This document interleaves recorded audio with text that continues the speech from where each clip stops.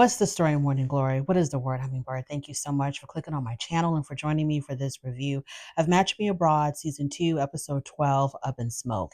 Let's get started with Monica. So this is the episode where Monica has to make a decision between Bruno and Bernardo because her matchmaker, Luisa, is sick and tired of her not being able to make up her mind. She came to Brazil to find a man, not two men. And so Luisa needs her to put on her big girl pants and make up her mind. Who the hell do you want to pursue a relationship with?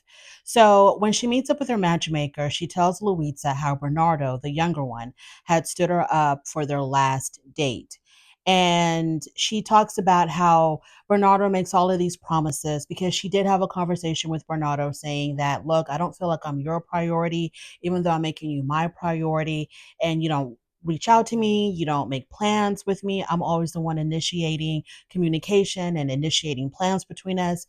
And so Bernardo had promised her that he was going to step up and that he was going to make her a priority and he was going to start basically showing that he's interested in her. And so he didn't follow through because he stood her up on the very next time that they were supposed to get together. He ended up standing her up. And so she's telling her matchmaker that, Bernardo, his words don't match his actions. But because he had apologized for standing her up, she is not going to write him off. So she's not going to write him off, not necessarily because he apologized. I think she's not writing him off because she's very attracted to him. She's hot for Bernardo. He's young, he's attractive. And I think that like Luisa had said, the chemistry between her and Bernardo is so strong that it's clouding her judgment, which it really truly is because Monica cannot seem to realize that Bruno is the better choice because he's more interested in something long term. And it seems like Bernardo is just for the here and now, right? He just wants to have a good time right now. So, but because he apologized, she's like, okay, I'm going to go ahead and give him another chance, which I feel like should have given him another chance, whether he apologized or not. And so she is still very much conflicted between the two men. The chemistry between her and Bernardo is a lot stronger than the chemistry between her and Bruno. And she says that Bruno makes her feel smothered. If he's smothering her, we have not seen that on camera, or I have not seen anything that I would interpret as smothering. On the one hand, she talks about how Bernardo is cold and distant. Well, he's not cold, but he's distant. He's not initiating conversations. He's not making plans to see her. He's not making her a priority. Where Bruno is doing all of that, but all of a sudden that's considered smothering. I wonder if Monica feels if she's like one of those older women that feels like it's a like a flex to have a younger man attracted to you, like you still got it, and maybe that's why she's gravitating more towards Bernardo than she is towards Bruno. I don't know. So Luisa doesn't want her to rely simply on chemistry. And so then after that, she drops a bomb on Monica and tells her that she has invited both men to their meeting right then and there. Both men are going to be showing up because she needs to make a decision of who she wants to be with. So Bruno and Bernardo, they both arrive. Luisa asks both men, like, what are your intentions with Monica, or how do you see this playing out with Monica? And Bruno was the one that gave the correct answer, which was he talked about how he saw Monica in his future and he's trying to, fit her into his life. And he talked about making future plans with her. Like he wants to have something with her. He sees a future with her. And Bernardo, his answer was, I don't remember exactly what he said, but it's something like, well, I'm having a good time with her right now, or we're enjoying each other right now. Whatever he said, it was not indicating that he saw a future with her. Maybe he saw himself, sleeping with her in the future, but not necessarily developing anything really strong and meaningful. Nothing about commitment or anything like that. He was just basically like, yeah, we're having a great time right now. Something to that effect. Don't quote me on that, but it definitely was not about incorporating Monica into his life. So Bernardo clearly gave the better answer.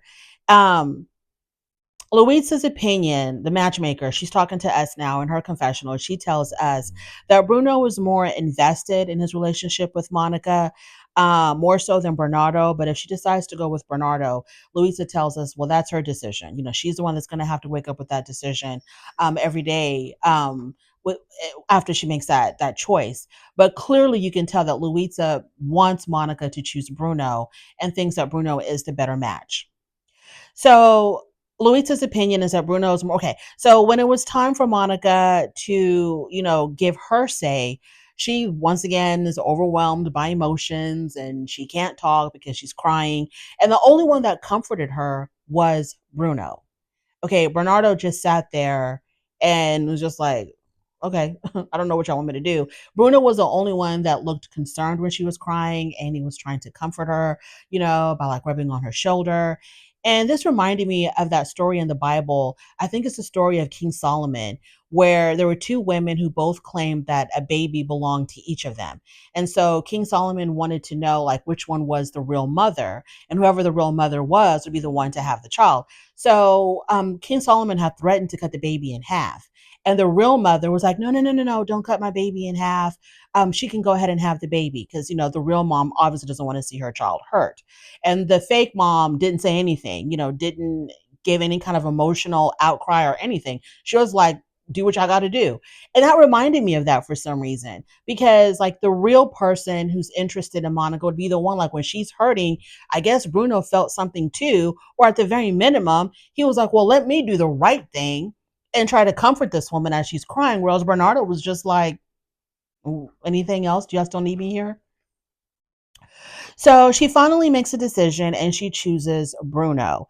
And so they kiss, they hug. And I thought this was probably very awkward for Bernardo. But when I really think about it, I don't think he really gave a damn. So Bernardo tells us in his confessional after Monica made her decision to go with Bruno, he tells us, he's like, I know y'all saw what y'all saw, but trust and believe this ain't over between me and Monica. I think I don't know if they've slept together. I don't think they have, but I promise you, I think Bernardo wants to make that happen. And so he says this story isn't over. Me and Monica, we still have plenty of chapters left in this book. So think what you want. I'm not concerned about what's going on over there with Bruno. I know what's really going on between me and Monica. So it seems like he's still going to try to get with her. Um, so Monica and Bernardo, they say their goodbyes, which I don't know if it's actual goodbyes or just, a see you later or goodbye for now, because like I said, Bernardo is not done. So let's just hope that Monica can stick with her decision and that she can resist Bernardo when he comes sniffing around again, because I think he will. When she was still out there before her decision, he wasn't trying to call her. But I bet you now that she's made the decision to be with the other guy, he's probably going to start calling her a lot more often and trying to make more of an effort, because I think he still wants to take their physical relationship a little bit further. So Monica tells us that even though she's made this decision, she should feel very relieved that she's finally made a choice, but she doesn't. She doesn't have that sense of relief. So that's kind of worrisome. Monica, I'm going to need you to be a grown woman and make a decision. Either you're going to be with him, or you're going to go home. But you can't be doing this ping pong thing where you're just constantly bouncing back and forth between these two men, unless you want to give polyamory a try. Moving on to Amber. So Amber is out on a date with Glenn, which is basically like her number one, and they're gonna go do some take some traditional Irish dance lessons. Glenn tells us that Amber's positive energy has really rubbed off on him, and that he does see a future with her, and he basically wants to be her main dude. So Katerina, we see Katerina, she's having a phone meeting with Kevin, and Kevin is giving her a rundown of how his little weekend getaway with Amber, how it went. And he tells Katerina that he's got very strong feelings for Amber. And Katerina asked him, well, did you tell Amber that you have these strong feelings for her? And he kind of hesitated. He was like, well, not in so many words. And so Katerina was like, you have to let her know exactly how you're feeling, because this girl is on the fence. And it seems like Mr. Ireland is really, really, really putting the moves on her. So if you still want to be in this competition, you're going to have to like be a little bit more vulnerable and let her know exactly what's going on in your heart. So he says that he does care about her a lot. And because she's dating another guy, he's been a little bit hesitant to really show her or tell her how he feels because he doesn't want to be rejected. So Amber comes in for her meeting with Katerina. Katerina says, excuse me, Amber says that she starts talking about Glenn first. She just had this date with no, she had a date with both of them, but she starts talking about Glenn first, and she says that Glenn told her that she's just absolutely perfect, and Glenn took her to go meet his family. So she's really hyping up Glenn. And Katerina can see through the BS, right? She can see right through it. And so Katerina asked Amber, "Well, do you think that Glenn is really genuine with his feelings about you?" And of course, Amber thinks he's genuine because that's the guy that she wants to be with. So she wants to believe that everything he says and does is sincere. But you can tell that, Katerina seems a little bit dubious of Glenn. She kind of sees Glenn as Mr. Playboy. Like he's just here for attention, he's just here for the spotlight. Maybe he's acting like this so he can continue to stay on the show with Amber. Maybe he's just here for himself. He's just here for clout. Katerina can definitely see through the BS of Glenn. Amber says that while Kevin is romantic, he doesn't open up. And she thinks that he's also a little bit insecure. He doesn't open up as much as Glenn. See, if I was Amber, I would be worried about Glenn opening up too much because, like, we just met. Like, how can you want me to hurry up and meet your family? And you have these strong feelings for me and we just met. I thought the whole purpose of all of this is to see if there is like a little bit of a spark between two people to see if there's something to move forward with. But Glenn, to me, I don't know, maybe he's kind of putting it on a little bit too strong, but I guess that's what Amber wants. um Katerina tells us that Kevin doesn't open up with Amber because he's afraid of rejection. And Katerina thinks that Mr. Ireland is very similar to the type of man that Amber has dated in the past, which those relationships haven't worked out. So these grandiose gestures in the beginning tend to kind of fizzle out after a while, and then there's just no substance there. I've always thought and felt like Kevin was the better choice. The slow burn with Kevin was a lot better than this, high, intense, combustible type of thing that Glenn is bringing to the table because that can quickly fizzle out. If Amber would just, chill out and because Amber to me seems like she likes it fast. She likes things to move really fast and quickly. And I don't know if she is really Kevin's type because Kevin seems to like, he wants to take things real slow.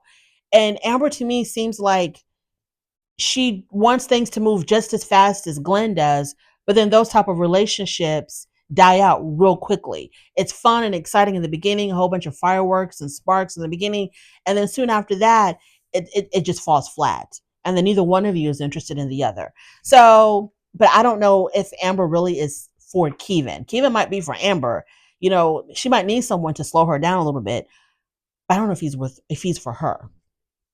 So, Grano, okay. Katerina really tries to push Kevin on Amber. She really tries to hype up Kevin, and then Amber starts to cry. And Katerina asked, if Amber has been open with Kevin, because the whole thing about Amber and Kevin, Amber's like, he doesn't let me know exactly how he's feeling. I don't know what's going on in his heart. So Katerina asked her, well, are you letting him know how you feel? Because in the back of Kevin's mind is the fact that Amber is dating somebody else. And I know that for the show, they should all be aware of that and be cool with that. But in the grand scheme of things, it is odd to date someone that is actively dating somebody else and you don't know how they're feeling about the other person. So you're scared to put your feelings out on the line. So if Amber would be more forthcoming about her feelings for Kevin, if she has feelings for Kevin, then Kevin would be more confident in letting her know how he feels about her because he is in competition with a whole nother guy and he doesn't know what's going on over there. So if Amber was more clear about her feelings, he'd be more clear about his. But Amber doesn't want to take that initiative. She thinks that the man should be the one to reveal to her how they really feel. Because she said that no, she hasn't been very open and honest with her feelings. And Katerina tells her, well, y'all are both stubborn then. That's why this ain't going nowhere. But relationships take work. and you both have to put the work in. And part of that is to be more transparent with each other. Amber says that she ain't about to beg no man. I'm thinking that's not really begging. That's just you being open and honest. And for him to still be around and for him to do what he did, take you out for this little getaway weekend or whatever, that kind of shows he's making an effort. So you should feel comfortable in revealing more about how you feel, if you feel anything. But I don't think Amber likes Kevin like that. I don't think her feelings for Kevin are that deep. For her to be out with Kevin, to be at the bed and breakfast with him and spending time with him alone, but still be texting Glenn, I don't think she's that interested in Kevin. Let's move on to Sarah.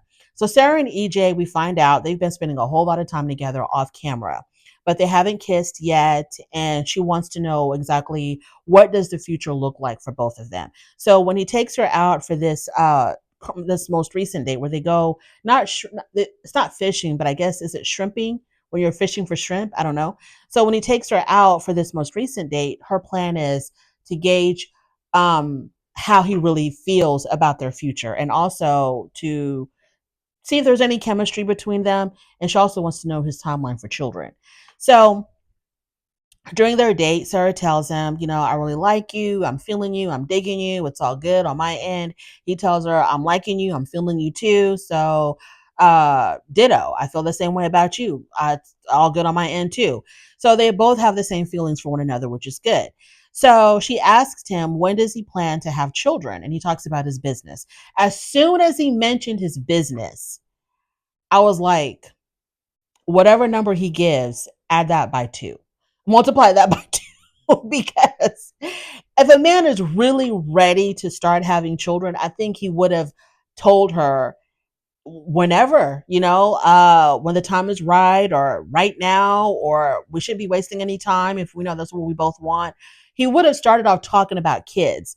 But when he started talking about, well, my business is my priority, and my business, I was like, okay, kids are on the back burner for him, girl. It's on the front burner for you, but on the back burner for him. So he tells her maybe in about 2 years, which to me, 2 years is a very generic answer.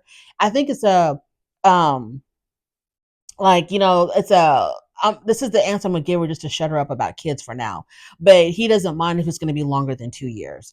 If you say 1 year, she might hold you to it. 2 years is far enough away where you can still kind of convince her to push it off even more if he really wasn't ready in 2 years. 3 years is really pushing her and you're gonna lose her. So he tells her, well, maybe in about 2 years or so. So this is kind of concerning for her because she's 36 years old and she doesn't want to start having kids when she's pushing 40. So she doesn't know if she can wait 2 years, but she also doesn't want to lose him either. At the end of the date, he walks her to her car and they do share a kiss, which is their very first kiss that they've ever shared together. And she said that it was like literal fireworks. Whenever Sarah talks about these guys and how attractive they are and how she feels about them, and like when she talked about this kiss and said it was a whole bunch of fireworks, her facial expressions don't match. I don't know if it's the Botox or what. Her facial expressions don't convey what supposedly she's supposed to be feeling. Like when she said, oh yeah, we had our first kiss and it was nothing but fireworks. Oh no, she says it was literal fireworks. Her face didn't look like that.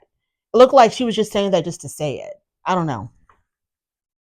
So they kiss and everything. That was wonderful. Sarah's really hoping that they can somewhat compromise on the whole 2 year thing.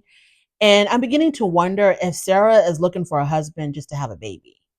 Now I'm beginning to really wonder because all these things that she says about him and how she feels about him, I don't know if it's like if she's saying it because she really means it, or if she's just saying it because she's like, this is what I'm supposed to be saying about a guy that I want to marry and have kids with. But in reality, she's just really desperate to have children and she doesn't want to be a single mom. So she feels like I have to be married to have kids. And so she's just trying to hurry up and rush to the marriage part so she can start having babies. I really wonder. I'm not putting that on her. I'm not saying that's exactly what she's doing, but that kind of crept into my mind as I was watching this episode. But she could be really, falling for the guy. Moving on to Harold. So Harold meets up with his matchmaker, Dolly. Harold wants to solidify some type of commitment with Amber before he leaves. And so Dolly tells her, well, one thing I know for sure about Amber is like she likes to take things really slow. Okay, so you pushing a commitment of some type before you leave, you might be pushing her away. So he was like, well, what if I extended my trip? extended my stay here in Singapore so that they can get to know each other better. And because he says he's really falling for Amber. And like I said, Amber she better do Harold right. She better do my boy right because I don't know. I don't know. Something about Amber, I'm not 100% sure about.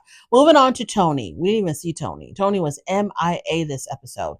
His matchmaker, Louisa, has set up a meeting with him to break up their relationship. She wanted to fire him, but he never showed up. So he left her hanging. He didn't call, he didn't text. He was a no call, no show. And so she's really aggravated with him. She's like, well, I guess if he didn't show up, he's the one breaking up with me. He's the one who fired me. And that's cool because she says he's got some serious issues. She says that his trauma is probably making him reject women before they reject him. And I was like, you're probably onto something, Louisa. Another thing about Tony is I don't think he's homosexual, but I don't think he likes women. I think a woman somewhere in his past did him wrong, did him dirty. He didn't get over it. I don't know if it was a romantic relationship. I don't know if it was his mother. I don't know. But a female did something to this man. And he has been exacting his revenge on that female with these women here. Um, he doesn't, I don't think he has no respect for women. He doesn't like women. And the first red flag to me was when in the very beginning when we first met Tony and he talked about how he uses heavy filters on his dating profile pictures, and he puts himself in these fake backgrounds like he's out fishing, like not out fishing, like he's on a yacht, that he's on vacation in some exotic land, that he's driving expensive cars, like he would what do you call it, photoshop his image with these in these photoshop himself in these images of him living this great fantastic life, photoshop himself jogging through a mountain in the Swiss Alps or something, just ridiculous things. And when they asked him, like, and then also filtering the way he looks, and when they asked him about that, like, why do you do that, isn't it a little bit dishonest? He's like, well, isn't it dishonest when women wear makeup? Which I thought was like, they two don't even compare. You want to make yourself look like you're rich and thriving when you're probably barely middle class and struggling. So that is very different from a woman putting on makeup. It's different. So when he said that, when he had that, and he kind of said it was like venom in his tone. Well, women do it too when they wear makeup. I was kind of like, the way you're saying that, it's like this is your get back. This is your get back. Well, women do this, so I'm gonna do that. They're tricking me with makeup, so I'm gonna trick them with my AI images of myself. And yeah, that's when I knew this guy. I don't think he likes women. Someone did something to him, and he is taking it out on all of these women. And his whole purpose of dating, I think, is to just get back at the female species because he hates women. He really does. Thank you so much for joining me. I really do appreciate it on your way out. Please don't forget to rate the video. If you like this content, subscribe to my channel, and I'll definitely talk to you later. Bye.